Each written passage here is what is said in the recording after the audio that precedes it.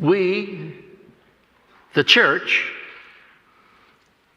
the people of God, today show to the world with great exultation our most intimate possession, the blessed sacramental presence of Jesus Christ, our Lord.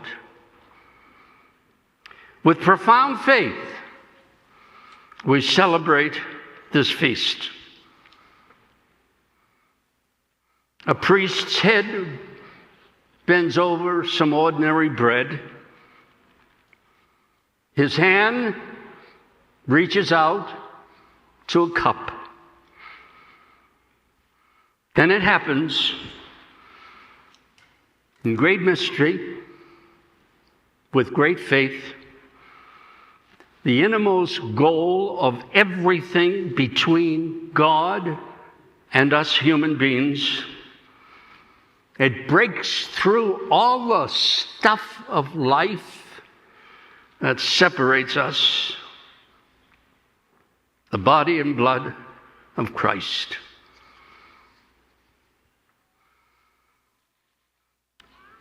My brothers and sisters, what challenge does this feast today seriously, and profoundly place before us? There is more than just worshiping. There is more than just adoration. There is more than just parades. What is our challenge? Mark Twain once said, "The two most important days of our lives, first, the day we are born, and the day we find out why." We Christians know why. We are born to become Eucharist. How? We seriously imitate the actions of Jesus at this sacred rite. Luke gives us the clue. We take from what we have, our gifts, our talents, our treasure.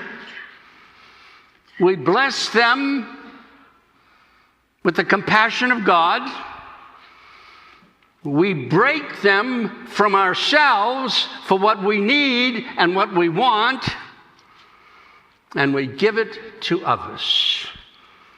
Take, bless, break, give. When we go out of our way to do something nice for another, when the lesson of the prodigal son touches our lives, when the words of the Good Samaritan nudges our conscience, when the question, "What have you done for my sisters and brothers?" bothers me and motivates me, we, you and I, become a fingerprint of God.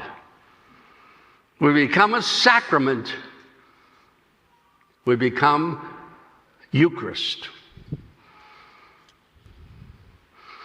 Remember, the Jesus story is not just the Jesus story.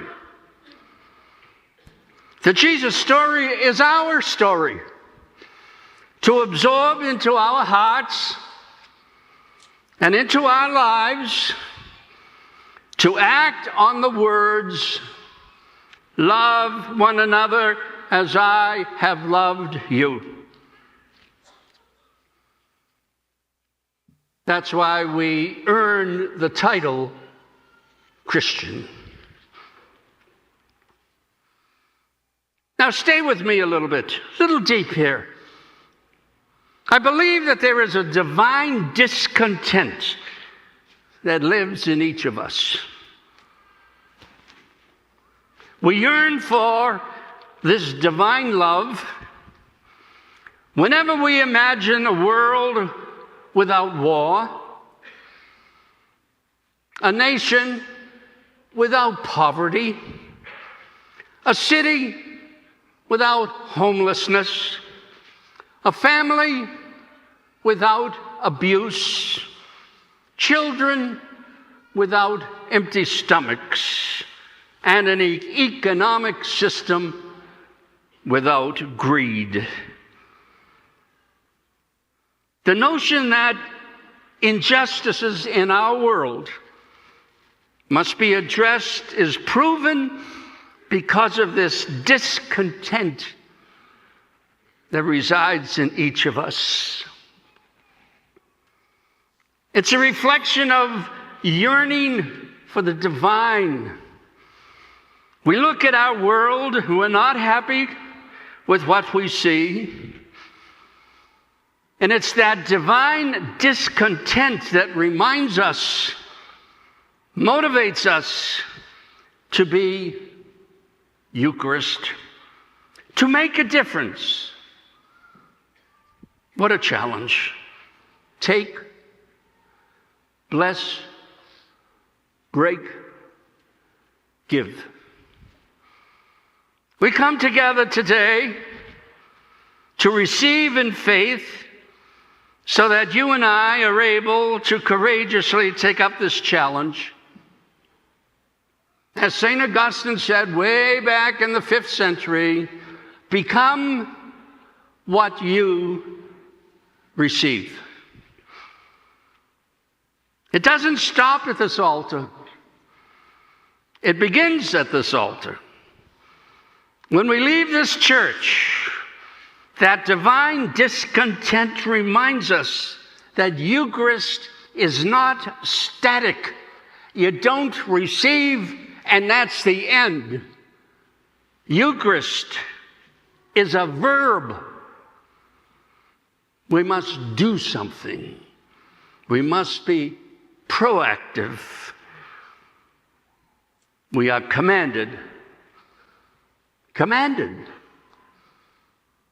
to be Christ to others. At every Eucharistic celebration, we are reminded that we have an obligation, a sincere, profound obligation to be of service. Someone once said, I can't remember whom, someone once said, how arrogant you are to die before you made a difference in this world. I recently read a story about some counselors at a summer camp. Every summer they stay a few extra days without pay for the annual special kids camp. The counselors provide a camping experience for kids with cancer, kids in wheelchairs, kids with all kinds of mental problems, physical challenges. It is a great, great treat for the kids each summer. And it is a demanding weekend for the counselors. But the counselors are the first to say that it's the best part of their summer. Why? Because whether they're Catholic, Christian, Jew, Muslim, Buddhist, they become Eucharist, a fingerprint of God. Take, bless, break, give. A former parishioner of mine, Dorothy, she had a PhD in chemistry. She worked for Time Ed in Henderson. Of course, she didn't get the pay that the men who had the PhDs got. And during her entire life, she's up there, way up there in heaven. She volunteered her free time to take over the finances in her parish in Cincinnati. And then after moving here to Las Vegas, she took care of the finances at St. Peter's in Henderson. And after that, she took care of the finances at St. Andrew's in Boulder City. She did this for close to 60 years. A living sacrament. Her motto? Just a private little motto. To volunteer is the price for the gift of life. Take,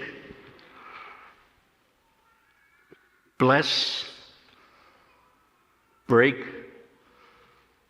give. Few of us, my brothers and sisters, I know this better than you, few of us will have the greatness to bend history itself. But as one of our more moral politicians once said, quote, each of us can work to change small portions of events, but in the total of all our acts will be written the history of our generation. Each time a man or a woman stands up for an ideal or acts to improve the lives of others or strikes out against injustice, he or she sends forth a tiny ripple, a ripple of hope. And those ripples build a current that can sweep down the mightiest walls of oppression and resistance. End of quote. This is the power of becoming Eucharist. On April 8th, 1945, the great and dedicated Lutheran priest, theologian, activist Friedrich Bonhoeffer was hung in a German prison. And while in his German prison the day before his execution, he cried out with a loud and clear voice in his writings, quote, where are all the priests?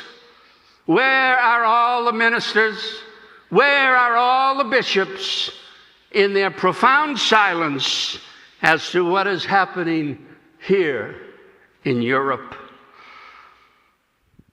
He could have asked, why have they not manifested themselves as the body and blood of Christ? No matter how inconvenient. Martin Luther, 1483 to 1546, once said, the great reformer once said, we are not only responsible for what we say, we are also responsible for what we don't say.